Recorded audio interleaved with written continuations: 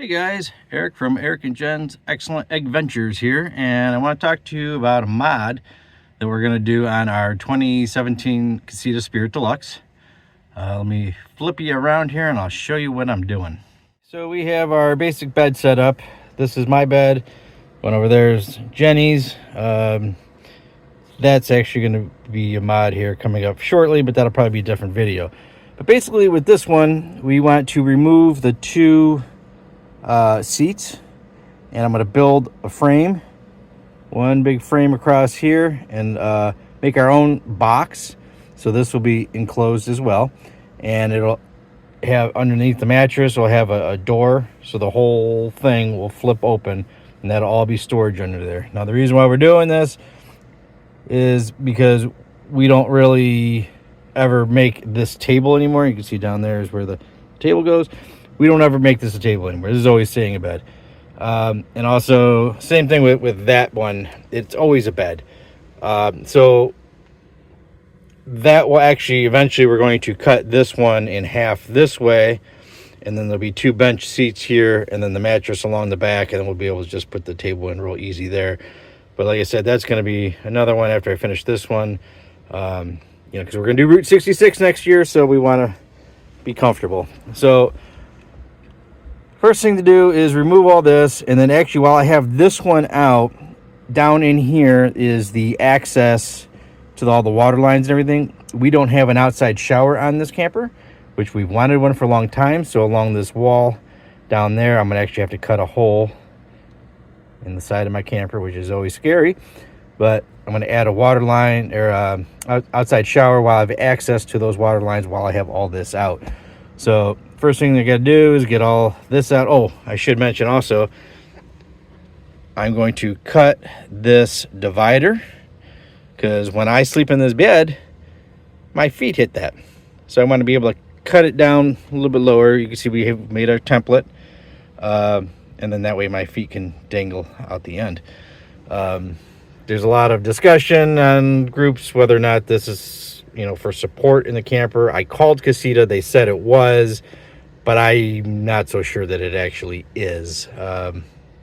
As somebody else had told me on one of these forums, you're getting your the walls here, they're kind of curved a little bit. That's where your strength is coming from, because there is no divider on this side. So that one, plus there's actually up top in here, when you get inside this cabinet here, there's actually a slight gap where the top of this wood meets the ceiling. So really, what is it supporting? So anyway, yeah, let me get these mattresses out of here. I'll start taking this apart, and then I'll show you guys a little bit more later. So progress has been made. Let me flip you around here. I'll show you. And also I want to mention this chandelier light. Huge help. I have a video for that one. I will link down below if you want to install one of those for yourself. But let me show you what I've got done here. As you can see, I now have both benches removed. There was an outlet that was kind of right on the inside here. That's going to have to get relocated. I'm thinking I'll probably put it down here. But the problem is the wires are kind of only good to that point. So I've got to make a decision here. I can either run a new wire from here all the way back to the other side of this wall where the converter box is, pull the converter box out and run a new longer piece of wire, or the route I think I'm going to do is I'm going to add a junction box inside of the storage box. So this will connect to another piece of longer wire inside the junction box. So I'm probably going to do that. Also, I had, these are the battery disconnect cables. That's going to have to get rerouted. Probably, I might put that inside the box. I'm not sure yet. And then this right down here is actually the switch for the gas water heater, gas part of the water heater. So that'll get remounted somewhere on the box over here, kind of near where it was. But one thing I didn't really take into account, which is not a big deal, but from the floor to this point, you can't really see it on the camera here, but there's a bit of a curve in the side of the camper, just the way it's made. So the top of the box is going to be wider than the bottom of the box. And my other problem that I'm going to have is when I build the box, I'm going to have to build it, take it apart, bring it in here, and put it back together again because it will not fit through the door. So again, it's not a big deal, just kind of a pain in the ass, but we'll get through it. All right, so on to the next step, which I'm still deciding what I want to do. Guess take some measurements and start building a frame, and I'll show you that once I get that done. So I have built the frame here. It's just kind of mocked up right now. I don't have it tacked in or anything like that. But so because of the curve of the wall here, the bottom piece has to be more in this way by a few inches than the top, which actually worked out perfect because I can run all my water and electrical lines right there. So that'll be perfect. This top piece of 2x4, actually I had planned on putting that in there anyways because that's where the piano hinge is going to go and that'll give it extra support. So it just ended up working out perfect for my stringers there. So that worked out quite well. So now what I got to do is pull all this back out, which again, I had to do it in two pieces because it just didn't fit through the door. But I'm going to pull it all out. We're going to sand it down. And then while I have that out, I'm actually going to cut a hole in here. And that's where our outside shower is going to go. And as you can see, the blue and red water lines are all in here. So I'll be able to access those real simple. Famous last words there. I probably just jinxed myself. At any rate, so I'm going to pull all this back out now, and I'll get to work on that, and I'll show you when I get updates on that. Okay, so I'm on the outside now. I'm going to cut a big hole in the side of my camper to add this outdoor shower. As you can see, I've put some blue painter's tape on here. I did holes. I can't figure out how to use this camera backwards. I put holes in all four corners from the inside out. So I knew exactly where I wanted to put my my shower, like where I wanted it to line up inside. So by using those four holes, I made, again, I can't do this. I made a template out of cardboard. I had the shower, I traced the back, figured out the measurements, made the template, and I was able to figure out basically the hole size I need. I probably have it slightly on the small side, which is fine. If you want to make a huge hole and then, it doesn't fit, that'd be bad. So I'd rather make it smaller than necessary and then trim it out as needed. So let me go ahead and cut this hole. Not looking forward to it, but you got to do it. And I will get you back with some updates here.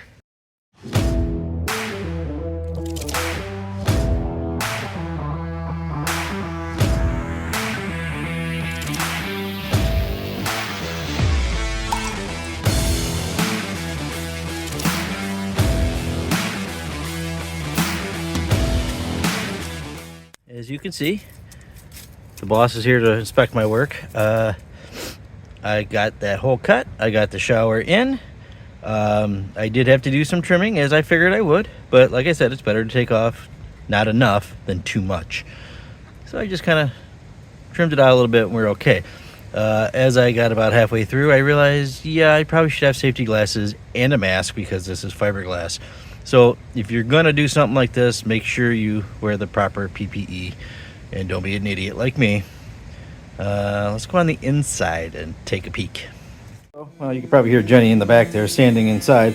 But so this is the piece that I cut off the wall of my casita. If it would focus. There we go. So as you can see, there's really not much there. You got your little bit of fiberglass here. There's a little bit of foam, and then your carpeting. So that's what's sandwiched in between your wall there. So like I said, you don't get a whole lot of insulation. But I just thought that was kind of interesting. You might find it interesting as well. We're on the inside. As you can see, it fit perfectly in here. Now this is where those supports in the wall were, to hold the original bench seats. This is actually going to be covered up with the wood from this. So my plan is to, well, it's got to warm up a few degrees here. It's a little bit chilly right now, but I'm going to take this off. I'm going to do a turn-to-bond tape on the outer edge, and then I'll do a few rivets to help hold that in. And then I will also, I got some caulk that I will put around, well, at least not the very bottom, but the three sides, because that way if moisture does get in there, it's got somewhere to get out at. So that is my plan for the shower. And then once I'm done with that, then we can permanently put this box, well, no, actually, first I gotta tap into those lines. But it's nice that I've got the water lines right here, so I can just tap right in, and it'll be super simple. Famous last words.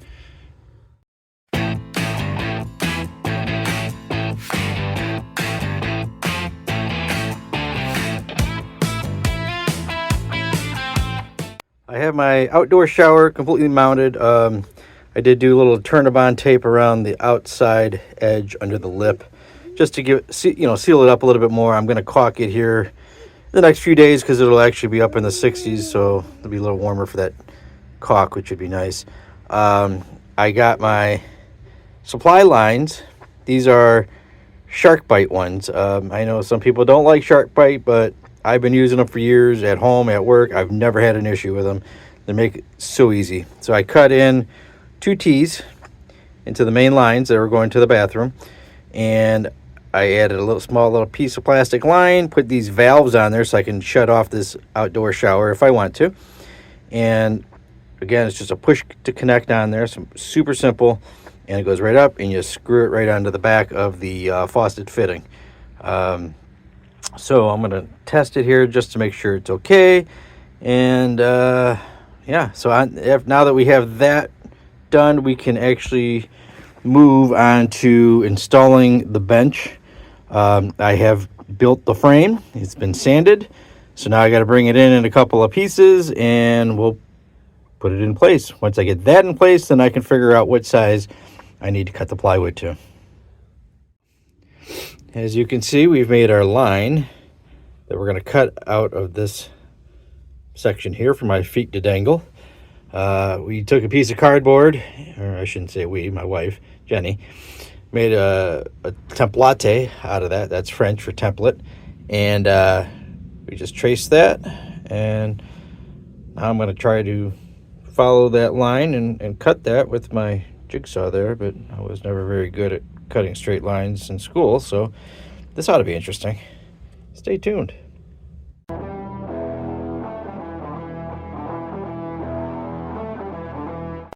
Okay, well, I mean, it's only a little crooked. I mean, if you kind of lean to one side, it looks much better. At any rate, it needs to get sanded. I'm going to see if maybe I can take a router to the edges and kind of round it like the factory. I don't know if I'm going to be able to do that or not, or we just kind of hit it with the sander and kind of round the corners off. I don't know. We'll figure that out. I'll just do whatever the wife tells me.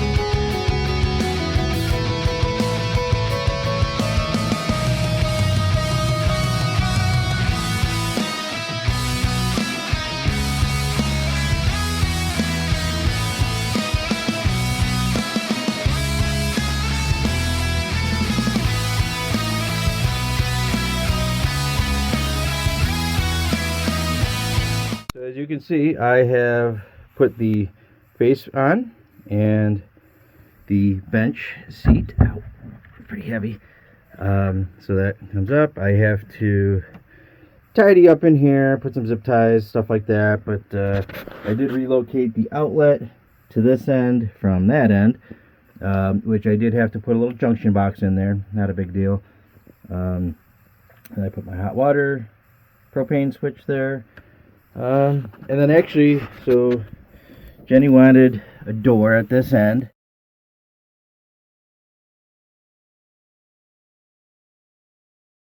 So a wrap up of our camper mods.